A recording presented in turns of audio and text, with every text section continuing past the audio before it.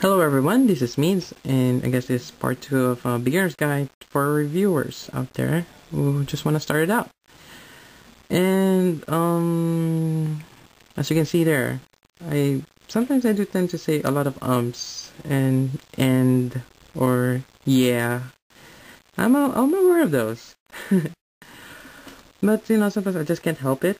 But a good way to get rid of those is go knowing what you talk about, and usually practicing it.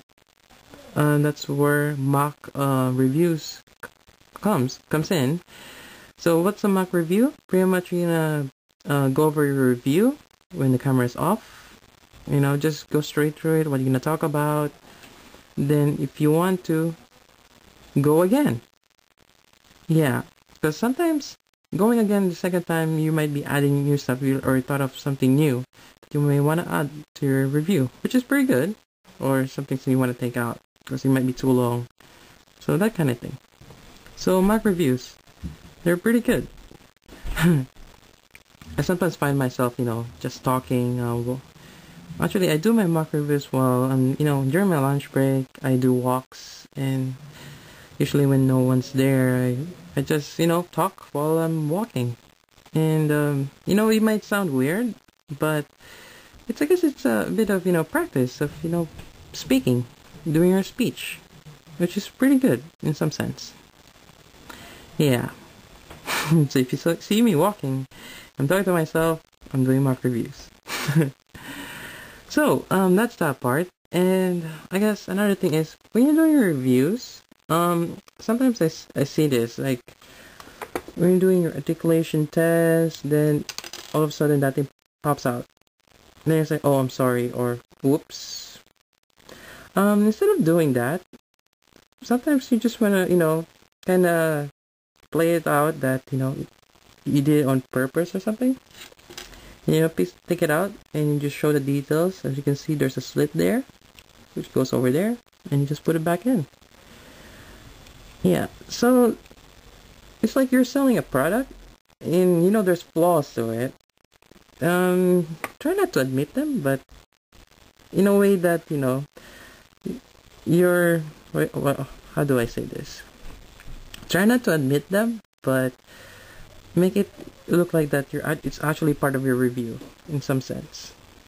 Yeah, I know it sounds kind of weird, but and sometimes you can see here that I did a really crappy job, and you don't want to tell that to your audience because that kind of I don't know, ruins your credibility or some sort, or kind of don't put yourself down. That's pretty much the bottom line. Don't put yourself down. If it's crappy, it's crappy, and they can see that. There's no point of pointing it out. And just tell them, I've used Sharpie. I've used Sharpie on this. Markers. And yeah. And for those people who's complaining about seam lines, I know you guys there. We're aware of that. There's seam lines there, but I just choose to ignore that. Seam lines doesn't bother me. And I'm not gonna be entering this to any competition, some sort. So I like my kits this way because more than enough, I'm just displaying it not far or really far on my desk or shelf. And it's like 10 feet away, and I won't notice the seam line that far unless I go really close. And if someone's gonna check them out, visitors, unless they're really a Gundam fan or modelers as well, they're not gonna be looking up front. They won't even bother looking at seam lines. So yeah, seam lines, it's important for advanced modelers, but for beginners like me, not so much. So yeah, what else should I talk about? Yeah, so again, I've talked about, if something falls apart, just pick it up, pretend that it's part of the review, talk about it and put it back. Because something happens to me when I pop off the joint, then I just say, oh, it's connected with a peg. As you can see, there's a poly cap, and put it back in. Simple, right? Yeah, just make it part of the review.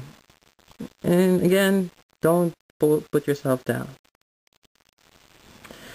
I guess another thing I want to talk about is projecting your voice. sometimes, it's kind of low, and some people have to raise it up, for you to, raise their volume so they can hear you clearly. I guess it takes a while for you to project your voice. I guess my first of my couple of videos, I guess the one with the fixing my Gundams, I have a really soft voice there. Yeah, because I'm kind of shy. It takes a while. And how do you, fix that?